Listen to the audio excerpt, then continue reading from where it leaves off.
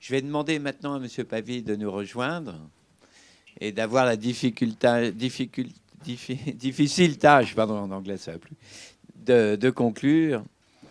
Bien, merci, merci de me laisser cette difficile tâche de la conclusion sur la question de l'innovation responsable et de la mobilité, euh, sachant que nous verrons dans une deuxième partie, les sujets sont peut-être un peu éloignés de vous. On restera dans la mobilité, mais l'idée est de se poser des questions plutôt sur cette première partie, ce qu'est l'innovation responsable. Et il semble que, à la lecture, ou en tout cas l'observation que j'ai pu en faire auprès de vous, il semble intéressant au moins que l'on s'interroge sur ces questions de la responsabilité alors que l'on innove.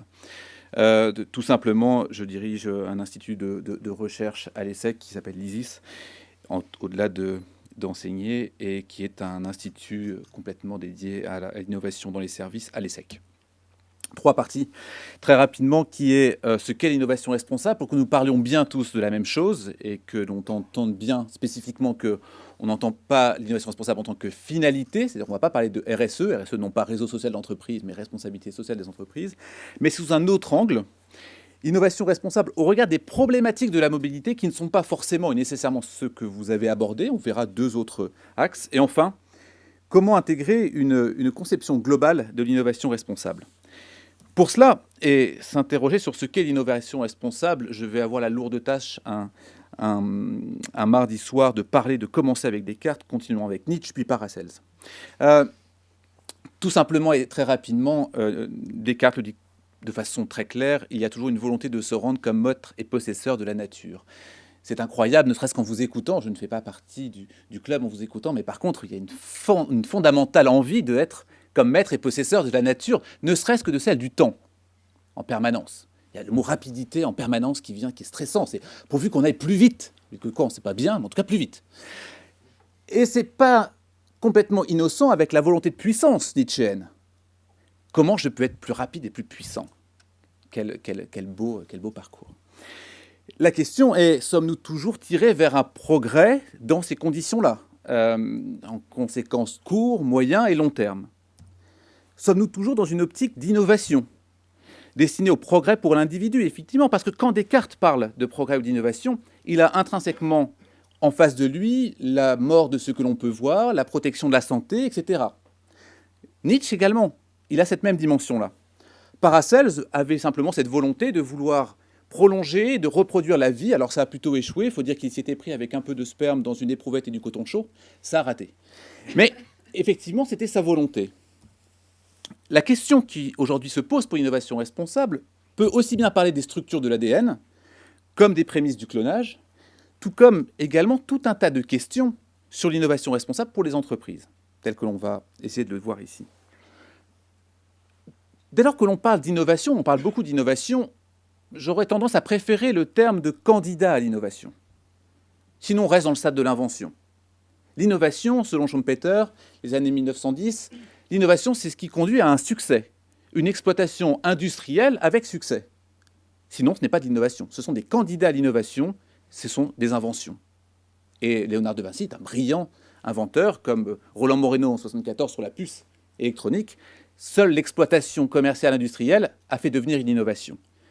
Simplement, la difficulté, elle est la suivante. Quand vous avez sur ce gap, vous avez le gap de Moore, qu'on l'appelle, qui est dans quelle mesure ça va passer d'un stade d'invention, ou en tout cas de petite embryonnaire innovation, à véritablement ce que l'on appelle l'innovation. Et cette question d'innovation, évidemment, ce gap-là va être passé à travers notamment les médias, à travers les prescripteurs, à travers les leaders d'opinion, etc. La question est dans quelle mesure, en tant qu'innovateur, et en tant qu'évidemment personne qui mettait en place sur le terrain et sur les marchés des innovations, il y a une conscience de ce gap-là. Comment, autrement dit, je conserve la maîtrise de l'innovation. Ainsi, on va caractériser l'innovation responsable autour de trois axes. Trois axes qui sont questionner les réponses à apporter aux besoins des individus, mesurer les impacts directs des innovations, enfin, considérer les impacts indirects, cette fois-ci, des innovations. Tout ça basé sur un principe de responsabilité qui n'est pas un principe de précaution. Je le dis juste rapidement en passant. On est plus du côté de Hans Jonas, qui va effectivement dire il va falloir innover, simplement pas à n'importe quel prix, pas de façon débridée, contrairement au principe de précaution, qui va effectivement avoir une autre caractéristique. Ainsi, questionner les réponses à apporter aux besoins des individus est bien la première dimension. Si ça fonctionne comme je le souhaite, voilà. Devons-nous, par exemple, avoir l'air conditionné dans les véhicules en connaissance des impacts sur l'environnement? Est-ce qu'on est bien sûr de vouloir un téléphone portable tel qu'il nous est demandé sans avoir véritablement une conscience de ce que ça peut avoir comme impact? A-t-on besoin de 10 générations d'iPod, de 20 en 10 ans, de 20 générations d'iPod en 10 ans? On ne parle pas de cannibalisation pour lui, on parle de saturation, voire sursaturation dans certains marchés. Donc sur la question, est-ce que l'on doit répondre à un besoin des individus, ils veulent l'air conditionné dans une voiture? Oui, très bien, c'est ce que je veux. Est-ce qu'il faut y répondre? Je veux que ce soit plus rapide, est-ce qu'il faut y répondre? Est-ce qu'on est bien conscient des impacts que ça va avoir à chaque fois? Donc ce sont bien la première question, c'est pas parce qu'un individu le veut, ou le marketing le veut, qu'il faut forcément y répondre. Le deuxième axe, mesurer les impacts directs des innovations. Pouvons-nous anticiper les conséquences d'une base de données de plus de 700 millions d'individus? On a parlé énormément de bases de données depuis tout à l'heure. Oui, enfin, la dernière fois qu'on a parlé d'une base de données en France de façon conséquente, c'est en 1944, quand IBM s'est posé la question comment déporter mieux les personnes. Et lorsque je vous renvoie à l'ouvrage de Blackburn sur IBM et l'Holocauste, qu'est-ce qui a été fait d'une base de données? Donc la question, elle est évidemment, en termes de responsabilité, extrêmement forte. Tout comme la question, peut-on imaginer les conséquences des ondes Wi-Fi ou des téléphones portables? Le troisième impact qu'il y a à considérer, c'est évidemment quels sont les risques indirects des innovations. Et pour ça, les risques d'implantation massive des nanotechnologies. On sait très bien qu'il y en a partout. On en a dans ce que l'on peut manger, on en a dans les vêtements, dans l'informatique, à plusieurs endroits. La question est, est-on certain des conséquences que ça peut avoir? Tout comme l'A380, dans lequel on s'est préoccupé des passagers, du personnel à bord, mais aucun impact sur l'environnement et l'écosystème écologique autour. Tout comme la Nano de chez Tata, qui, lors de son lancement, avait pour ambition 700 000 véhicules. Ces trois questions-là, évidemment, posent la question de l'innovation responsable. Vous entendez bien le propos en disant, évidemment, il faut innover. Nous n'avons pas le choix que d'innover.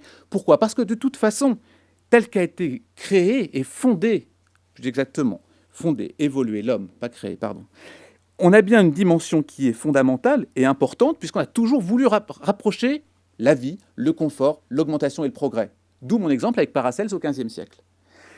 Les questions que j'adresse selon les trois axes, c'est quelle situation par rapport à la mobilité? Évidemment, vous êtes plus focalisé sur la question de la mobilité électronique, informatique, téléphonie, Internet, etc.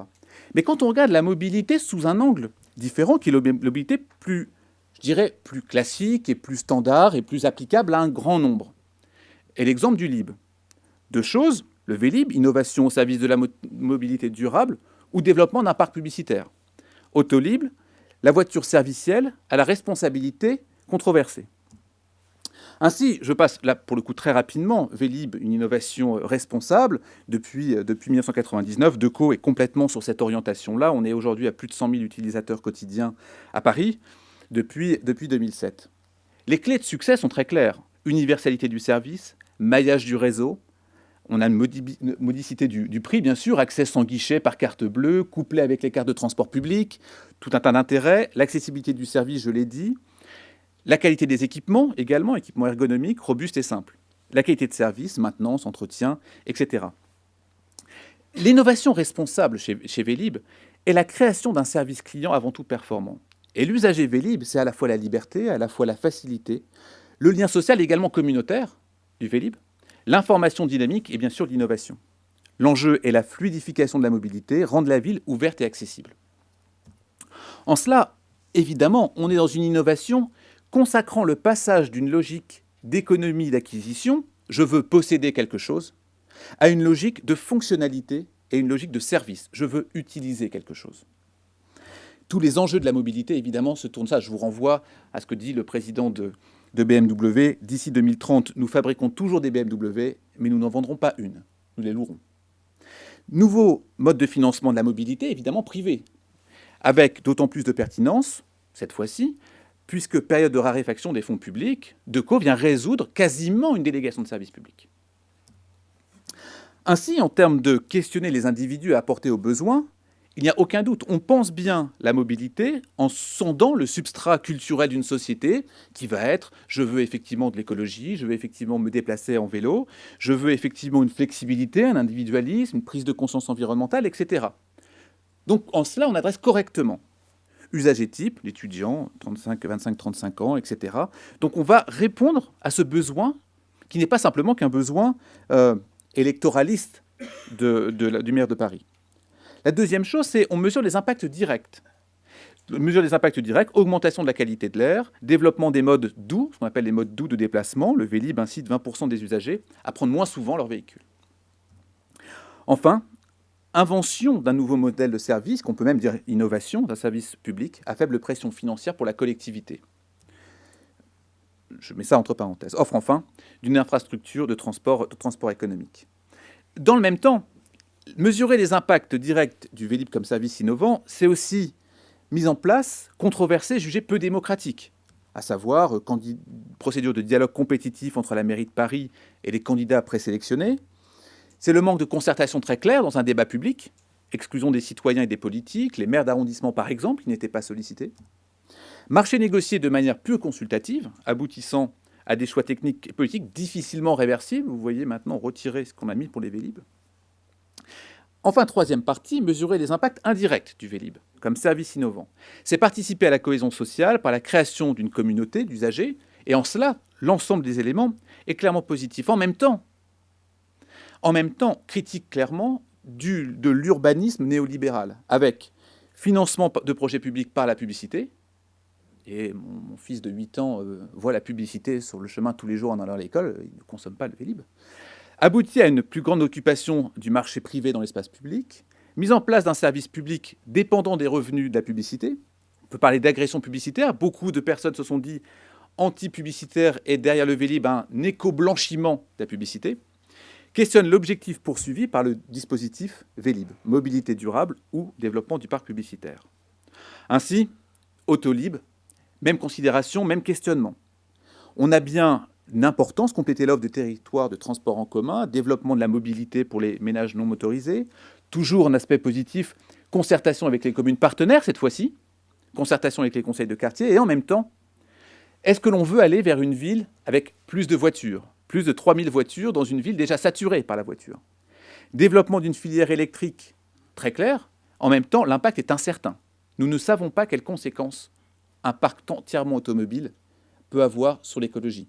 Tout comme d'ailleurs le photovoltaïque, dont on ne sait pas les conséquences si on passait au tout photovoltaïque. Mainmise d'acteurs privés sur la production de la ville contemporaine par rapport au service public. Enfin, concurrence déloyale par rapport aux loueurs de voitures. Ces différents éléments-là nous amènent tout simplement à dire qu'on a évidemment besoin d'innover et nous innovons. Il n'y a pas de doute à cela. La question, c'est comment est-ce que l'on innove? Et l'innovation responsable cherche à répondre à ça, à la fois en injectant la notion de responsabilité tout au long des processus. Que l'on soit sur une mobilité classique, que l'on soit sur une mobilité telle qu'elle a été beaucoup plus adressée ce soir auprès de vous. Compréhension et écoute du marché, consommateurs, usagers, financeurs et prescripteurs, nature du service rendu, évidemment les tangibilités et la gestion du temps. Enfin, la création de valeur n'est pas pour un petit groupe d'individus. On est dans une société dans laquelle on doit s'adresser forcément à tous, y compris dans les impacts indirects. Shareholders, les actionnaires, le client et la société dans son ensemble. Ainsi, comprendre la complexité de l'innovation responsable, c'est un processus global et multi-acteurs. Responsabilité partagée évidemment par tous, avec des possibilités et des conséquences dont on ne connaît pas forcément les aspects.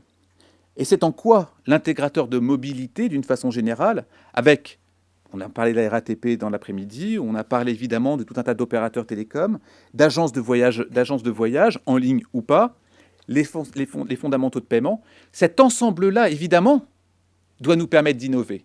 En même temps, tout porte une responsabilité dans l'innovation. Et on ne peut pas simplement la déléguer à d'autres. Ce sont les innovateurs qui innovent. Ainsi, questionner les réponses à apporter aux besoins des individus, mesurer les impacts directs des innovations et considérer les impacts indirects des innovations s'assoit sur un socle de responsabilités qui nous semble important pour tous de partager. L'écosystème d'organisations innovantes et responsables est complexe. Les processus des organisations, la question du temps, évidemment, dont vous en parlez, la question de la communication des succès, le rendement, la technologie, la culture, les talents, etc. Cet ensemble-là ne peut pas être dissocié d'un écosystème de partenaires et de citoyens. Cet ensemble-là ne peut pas être dissocié, bien sûr, de la pression environnementale, mais également du besoin des consommateurs et également de la pression sur le marché. Ce sont cette dimension-là qui doit être prise en compte sur une question bien plus importante sur la responsabilité, avec la détermination de lieux d'innovation responsable, qui peuvent être évidemment les besoins du consommateur. Est-ce qu'on doit y répondre? C'est tout simplement pourquoi est-ce que la NRA aux États-Unis est si forte dans le lobbying des armes, par exemple. Est-ce qu'on doit répondre à ça? Est-ce qu'on doit répondre à la question du marché sans se poser d'autres questions que celle de la réponse? Le processus d'organisation innovante. Également, les partenaires. Dans quelle mesure ils intègrent la même responsabilité que nous? Et enfin, bien sûr, le citoyen. Bref, l'ensemble de ces questions d'innovation responsable ne peuvent pas rester sans être posées, sans être questionnées, que ce soit ici, que ce soit dans d'autres formes de mobilité. Merci beaucoup.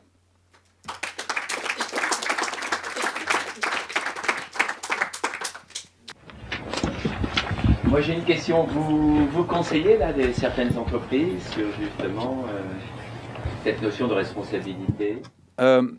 Notre point est de dire l'innovation responsable doit être une innovation performante. C'est-à-dire que l'innovation ne doit pas être déconnectée de la responsabilité. Ce n'est pas parce qu'on doit avoir une responsabilité qu'on peut être performant. Donc tout le propos est de dire comment est-ce que, dans les recherches que nous menons à l'ESSEC, c'est de dire on est plus performant lorsqu'on innove de façon responsable. Vous êtes pénalisé si vous innovez sans responsabilité. Et en cela, on a tout un tas d'études qui le prouvent, clairement. Et on voit bien, quand vous prenez le Dow Jones Sustainable Index aux États-Unis par rapport au Dow Jones classique, les entreprises qui innovent de façon responsable sont plus performantes que les autres. Simplement, c'est effectivement une volonté, une intégration au sein des processus, etc. D'accord. Et en France, oui, je vous en prie. Je suis un peu embêtée parce qu'il est tard de poser une question. En fait, c'est une question qui est pour vous, monsieur, et pour le monsieur d'avant. En fait, je pensais à ça avec l'utilisation de l'iPad, donc on n'a plus de PC. Dans un monde idéal, si on supprime tous les PC deuxième génération, on met des iPads, je pensais au point de vue énergétique. Est-ce qu'il y aurait moins de consommation? Enfin, quel était l'impact énergétique? Est-ce qu'on pouvait consommer moins? Donc, du coup, ça avait un impact sur l'environnement. Et aussi, deuxième point, si on a tous des iPads et on n'est plus obligé de venir travailler, du coup, on ne prend plus notre voiture. Du coup, c'est mieux pour l'écologie. Enfin, bref, tout ça. Notre propos est de dire dans quelle mesure, et encore une fois, il faut bien comprendre la question de l'innovation en tant que processus, l'innovation responsable, pardon, en tant que processus d'innovation. La question, est-ce que l'on peut recycler ou pas? Est-ce que l'on est plus économe, etc. Tout ça sont des questions évidemment importantes, mais qui dépassent ce que votre question, et je reviens aussi à votre point, qui dépassent l'opérationnalité. Notre propos est de dire comment j'aide demain des entreprises pour être à la fois responsables et performantes et responsables. Sous l'angle, évidemment, si j'adresse la question à un patron d'entreprise en parlant de responsabilité, il ne m'écoute pas. Donc je suis obligé de parler de performance. Donc en disant je suis plus performant si vous êtes responsable, alors là je suis écouté. Sur votre question, la question fondamentale avant tout, c'est de dire comment est construit un iPod ou un iPhone. La question d'utilisation des terres rares chinoises pour les écrans tactiles chez Wintec est insupportable. Ce n'est pas normal d'utiliser ça. Et avant même de savoir, est-ce que finalement, dans notre propre... Ce n'est pas, évidemment, je vais dire de façon tout à fait... Enfin, je vais essayer de le dire un peu soft. On s'en fout de savoir si on reste chez nous. On s'en fout de savoir si on gagne un peu d'écologie ou de gaz carbonique ou de dioxyde de carbone avec notre véhicule ou pas. On a des problèmes de riches. Non, je sais bien. Mais par rapport à l'impact, madame, des terres rares chinoises que l'on va créer et que l'on va énormément consommer, ça a un impact sur la planète bien plus important. Donc juste... La question est de dire comment j'intègre l'innovation responsable dans le processus. Après, effectivement, c'est intéressant de savoir quel usage et quelles conséquences ça va en avoir. Mais la première question, c'est de dire, ce soir, dommage, la personne de chez Orange est partie, mais la question, c'est effectivement, quelles sont les conséquences de la fabrication de ce que l'on met en œuvre? On ne sait rien. Votre thématique, elle est vraiment écosystémique. C'est-à-dire que les entreprises, les politiques, le citoyen, on parle bien d'écosystème. L'interaction entre les différents acteurs de l'écosystème. Absolument. Absolument. Si ce n'est, monsieur, juste pour aller dans votre sens, que j'adresse la question avant tout aux innovateurs, considérant qu'ils ont une responsabilité à mettre sur le marché. Après, il y a celui qui l'achète aussi. Après, il y a évidemment les politiques qui le mettent en œuvre. Mais l'innovateur est trop déconsidéré dans la responsabilité qu'il a dans les entreprises. Et celui qui, même un patron qui nomme un responsable d'innovation, un directeur d'innovation, a la responsabilité de savoir qui je vais mettre ici.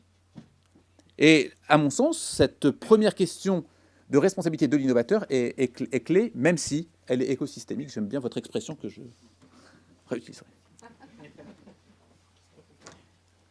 Oui, je vous en prie, allez-y. Quelle serait selon vous alors, la solution? Parce que la problématique, vous la posez très bien, et c'est-à-dire on présentait là sur l'approche qui est de dire, en effet, la responsabilité de la construction d'une voiture électrique n'est pas que dans son utilisation, mais aussi dans sa construction qui peut-être pollue d'ailleurs plus qu'une voiture à moteur atmosphérique. Donc, quel peut être l'impact d'organismes tels que le vôtre, et peut-on espérer un jour qu'il y ait une réflexion dite internationale sur cette approche-là? La question est assez bien posée, c'est-à-dire que pouvons-nous, de notre côté, bénéficier de vos travaux pour, je dirais, pour être plus responsable, ou dans tous les cas, pour voir comment on peut se sensibiliser Oui. Alors, vous savez, quand on est invité à parler comme ça dans un club en fin de journée, quoi que ça, c'est aussi parce qu'on a des choses à vendre. Donc, il n'y a pas de raison que je ne le fasse pas non plus. Et tout simplement, c'est le livre que je sors au mois de janvier, qui est issu de travaux que j'ai menés d'ailleurs à l'ESSEC avec une certaine collaboratrice, dans lequel on essaye de regarder ce qui peut se faire par étapes, de façon opérationnelle. Et alors, je vais rapidement prendre des exemples. Dans les étapes, on voit par exemple, j'essaie de mettre ça en perspective avec des cas concrets, l'anticipation des lois, par exemple, va permettre de gagner un avantage concurrentiel sur les autres. Exemple, tout bête, HP, lorsqu'ils ont changé la façon de souder un microprocesseur, ils savaient très bien qu'ils n'allaient pas pouvoir utiliser, je ne me souviens plus exactement du composant exact, mais c'était le cuivre. Il fallait qu'il soit, c'est le cuivre, et il fallait qu'il change le cuivre, mais c'est le nouveau dont je me souviens plus. Il fallait qu'il change le cuivre. Simplement, ça allait arriver dans 5 ans. Ils savaient qu'ils devaient se préparer pour ça. Simplement, HP a décidé d'être le premier à faire ça, avec des négociations différentes vis-à-vis des fournisseurs, puisque personne allait solliciter sur le sujet. L'anticipation des lois est avant tout le minimum vital pour innover de façon responsable. Mais évidemment, quand Walmart se dit moi aux États-Unis, en tant que Walmart, je veux avoir une démarche responsable, c'est bien la deuxième étape qui est de se dire dans quelle mesure j'ai un écosystème suffisamment responsable dans mes fournisseurs, notamment en Chine, c'est le cas, notamment en Chine, où je peux mettre ça en œuvre. Donc je m'inquiète également des fournisseurs tels qu'ils peuvent être près de moi. On a une troisième étape, quatrième, cinquième, etc. Donc on a bien des démarches de possibilités d'innovation responsable que l'on peut mettre en œuvre. Il n'empêche que, évidemment, que c'est un autre paradigme. Évidemment que c'est une autre façon de penser les choses. Mais vous savez, je prends toujours cet exemple-là en vous disant que on n'a qu'une seule façon de faire, on est beaucoup dans les entreprises de services ici, il n'y a qu'une seule façon d'avoir un succès dans les entreprises de services. Et vous le savez tous, c'est certainement pas de regarder le client. Jamais. C'est ses collaborateurs. Le client est intrinsèque à l'entreprise. Sans client, on n'innove pas. Sans client, on n'a pas d'entreprise. Donc, on se focalise toujours, évidemment, les vieux principes, James Esquet, dans les années 70, avait bien montré ça, en se focalisant sur un collaborateur, le collaborateur est fidèle, dans ces cas-là, il augmente la valeur ajoutée, satisfaction client, etc., etc. Donc, la fidélité, pas le recrutement, etc. Donc, on est bien dans cette question de quel est l'investissement que je fais en premier, c'est le collaborateur et surtout pas le client. L'innovation responsable, c'est la même chose. Dès lors que je suis considérablement focalisé sur une démarche d'innovation responsable, alors tout le processus se met en œuvre. La difficulté qui se passe, c'est lorsque l'entreprise est âgée ou dans une situation complexe, que la transformation va être différente. Je prends 2 exemples pour ça, en parallèle. Le premier, c'est je suis une entreprise d'innovation responsable depuis mes débuts et je le suis en permanence. Starbucks. Depuis le début, Howard Schultz a toujours eu cette démarche, à la fois dans l'achat du producteur, jusqu'aujourd'hui la façon de recycler les gobelets, en passant par les bâtiments, etc. Ça a toujours été ça. Autre exemple en parallèle, McDonald's. McDonald's a toujours été je vais être le numéro 1, le plus fort, le plus nombreux. Sauf que depuis 1995, ils s'apercevaient qu'en augmentant et en ouvrant le nombre de restaurants, en même temps, ils diminuaient leurs résultats financiers. Depuis, vous l'avez probablement lu, depuis 6 mois à peu près, McDonald's n'est plus le premier, c'est Subway qui est le premier.